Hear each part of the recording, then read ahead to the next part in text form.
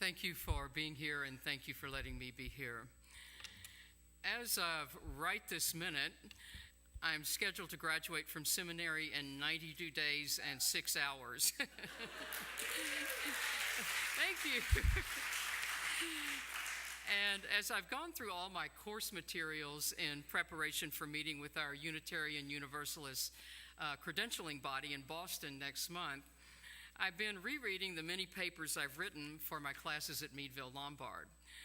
Most of the papers were about things you would have expected them to be about: an exegesis or close reading of 4 Old Testament passages in my Hebrew Scriptures course, an original and archivally researched paper about UU history in my History and Polity class, and a paper about a religious tradition other than my own in my global religions class. I chose the Baha'i faith for that, which was really interesting.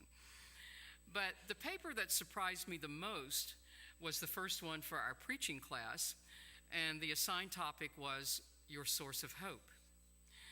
As you probably noticed over the past few years, I tend to preach about what I need to learn, and that's been especially true of sermons about welcoming inner and outer strangers, grace and gratitude, the gifts of age, and confronting racism with spoken words.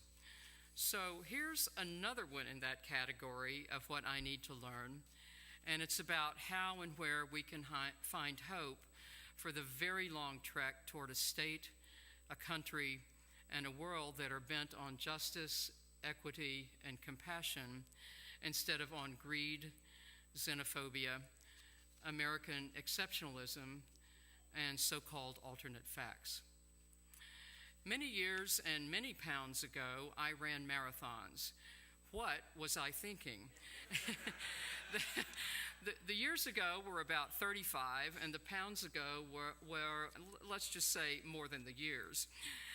I ran my last one when I was about 40 years old, but every time I see a marathon happening on the street or on television, I still yearn to do just one more, even though I know that the orthopedic surgeon who replaced both of my worn-out knees 5 years ago would say really ugly things to me.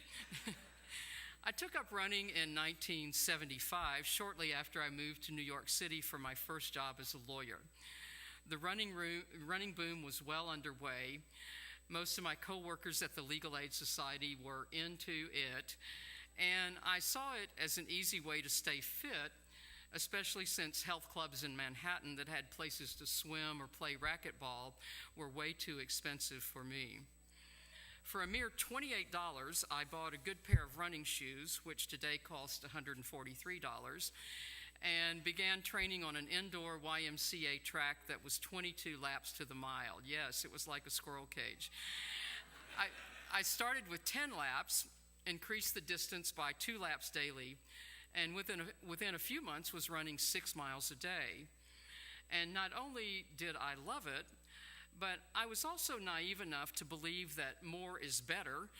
So when a friend suggested that we train for a marathon, 26.2 miles, I was the perfect sucker.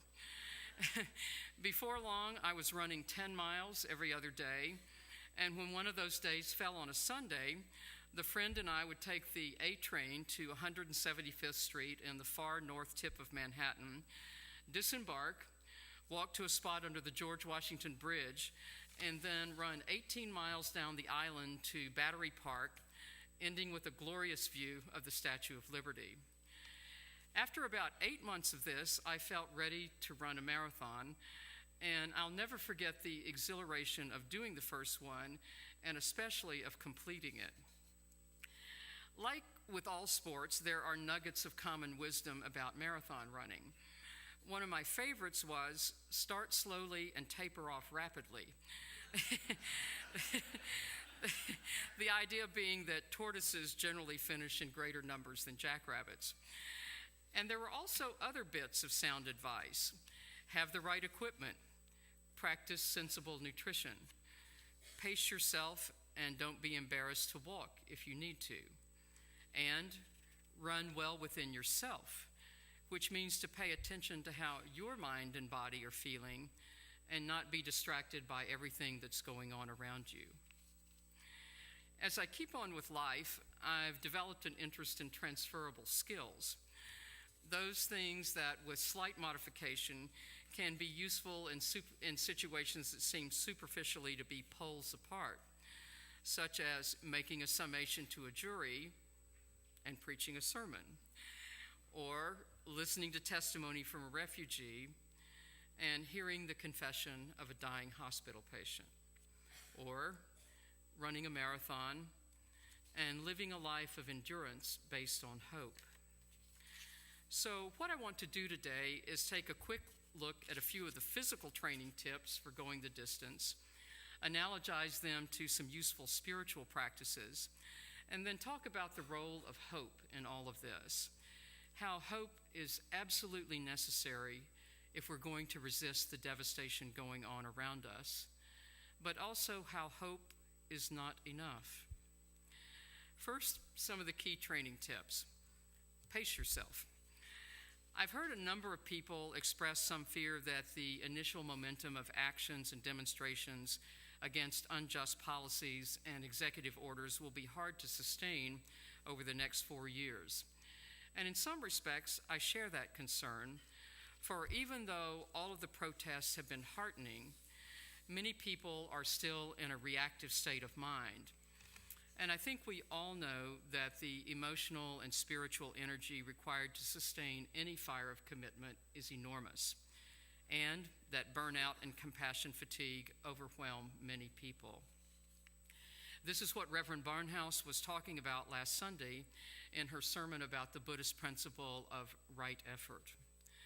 The lesson here is to pace ourselves both individually and collectively, and to honor the different talents and abilities and speeds of those with whom we share common cause. I've been interested to see this theme appearing in many places lately, such as blogs, Facebook postings, and op-ed pieces. Recently, for example, and a person here today brought this to my attention, the filmmaker Michael Moore reminded us to use the choral practice of staggered breathing to keep the music going. Take a breath when you need to, knowing that the chorus will keep singing, then rejoin when you can so others can take a breath.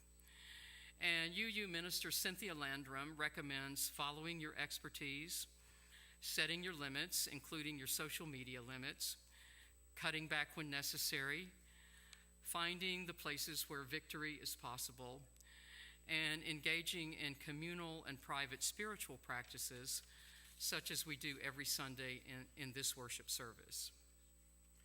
Have the right equipment.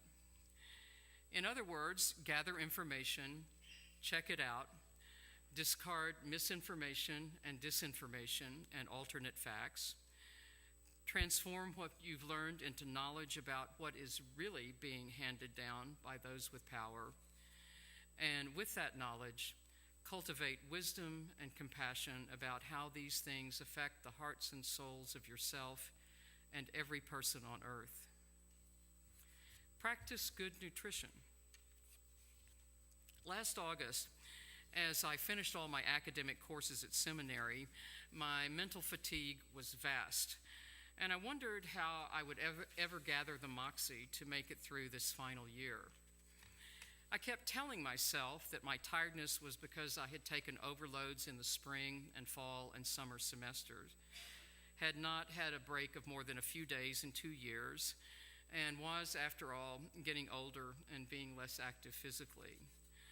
But I knew I was fibbing to myself, and I finally had to admit that the reason I was so fatigued was that I was consuming spiritual snack food instead of the real thing. My time of reading and prayer in the mornings had grown markedly shorter. I was rushing through some habitual gratitude practices. I was spending way too much time playing words with friends. And I was not listening to God or to people as deeply as I could. Probably because of my disappointment with myself, I didn't tell anyone about the extent of my spiritual anorexia. But in the midst of all this, a friend who is a Mennonite pastor began talking about the concept of manna, the food the Israelites of the Old Testament found on the ground every morning during their 40 years of travel in the desert.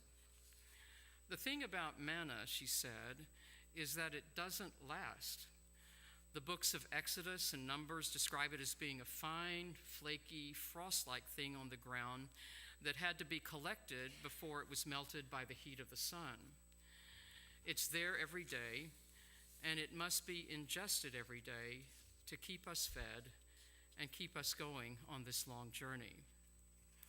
And as she continued to riff about the sustaining property and power of daily bread on the ground right in front of us, I realized that I needed to consciously set aside the metaphorical Cheetos I had been sporadically consuming, notice the wealth of spiritual food around me, reach down and pick it up, and ingest it every day, just as surely as I do fresh orange juice, a crisp apple, and good coffee every morning.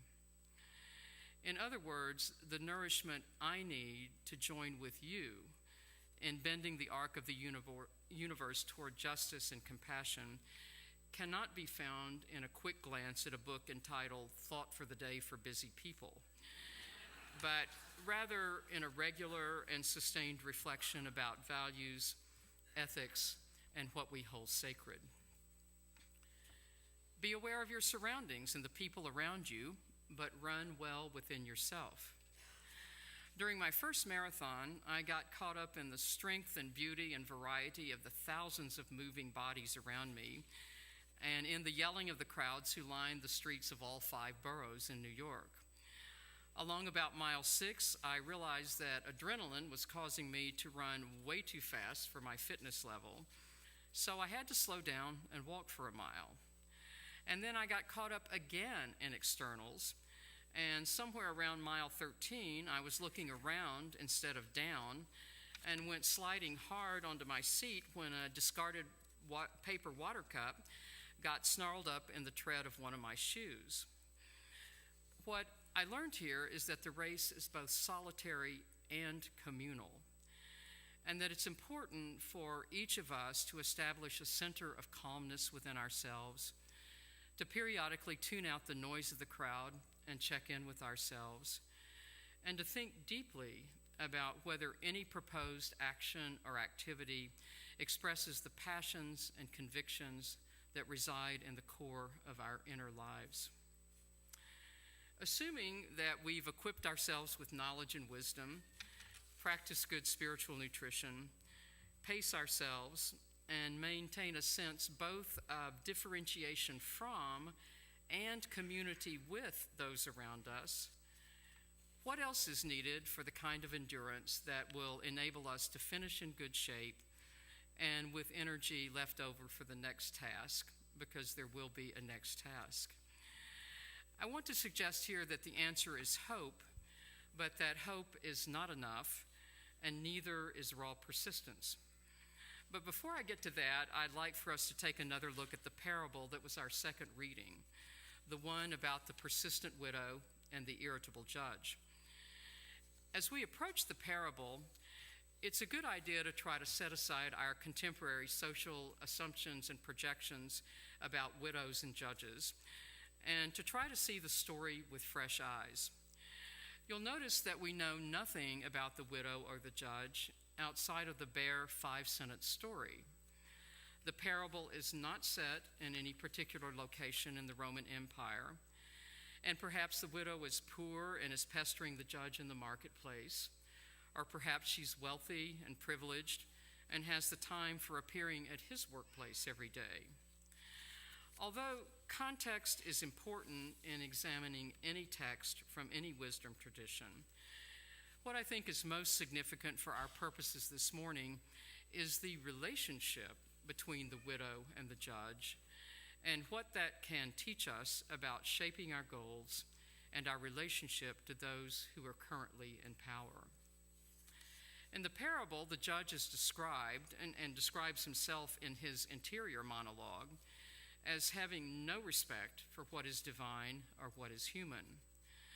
The widow pesters him for justice against her unidentified adversary and comes across as a bit of a bully and a blackmailer.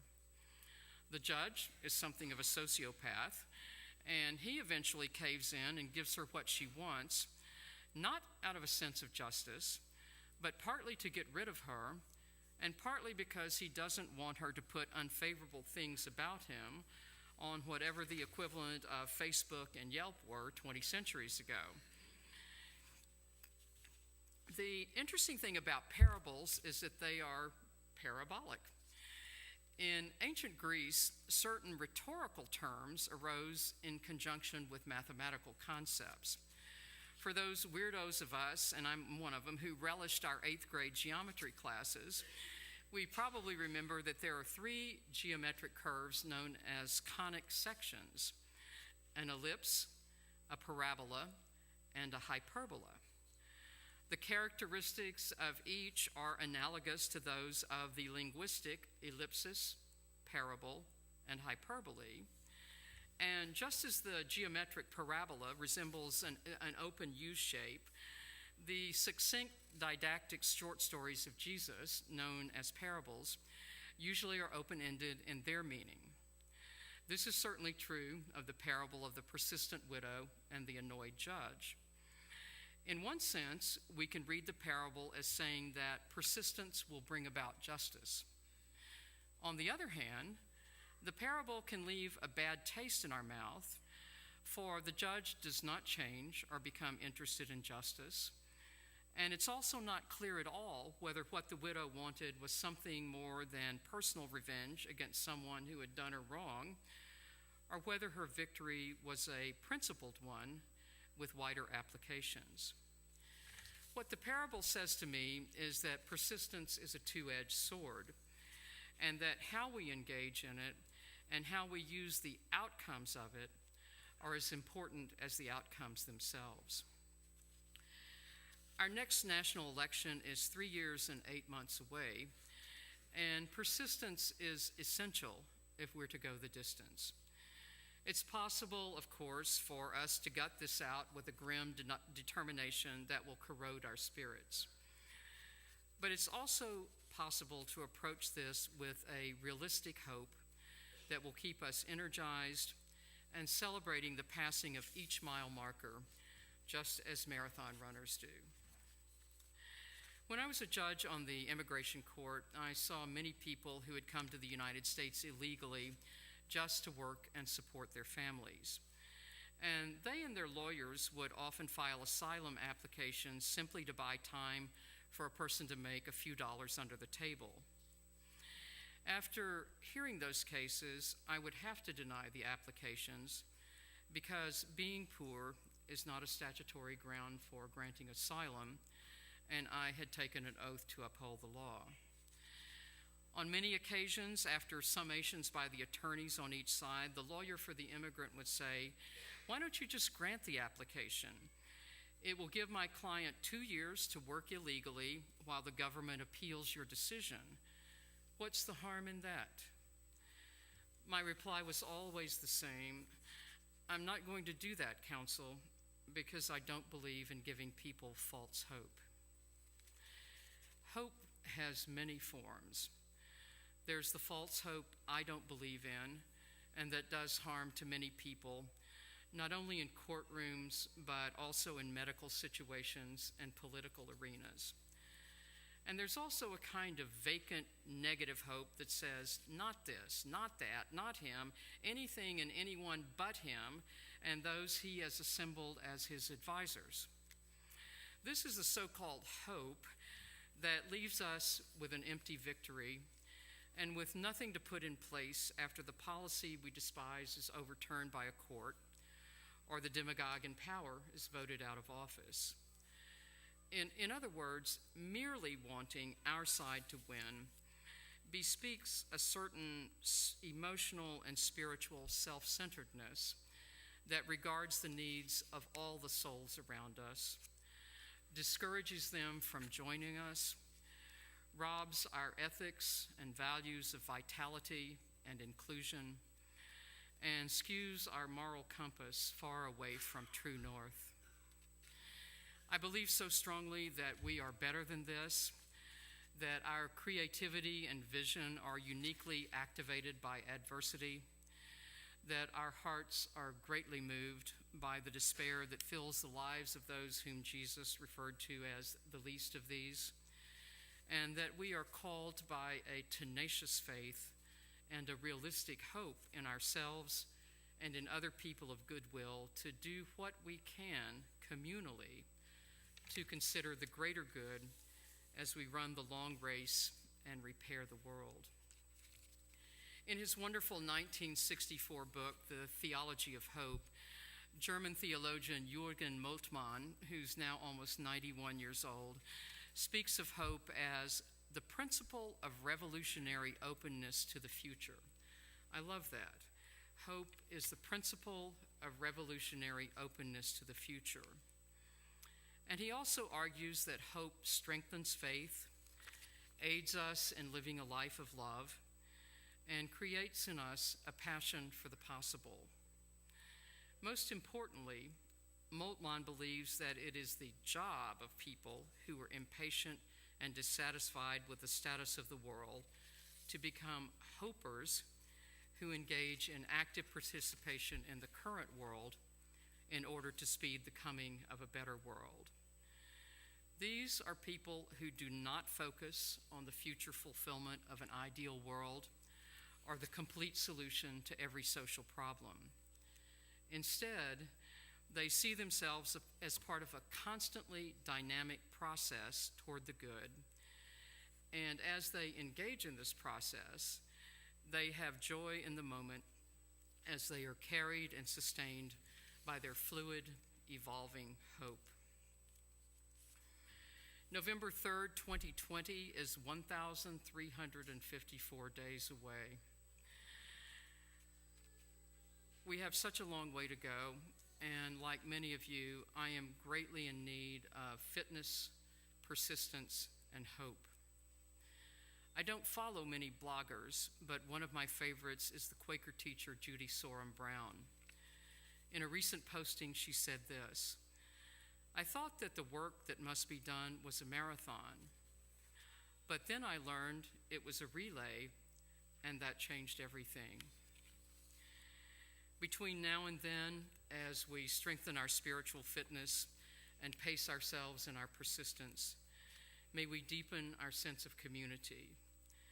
And as we shape and nurture a clear and positive hope that will carry us to the finish line, may we run and not be weary, knowing that every step we take is in service to all that is holy, all that is sacred, and all that is our life together. Amen.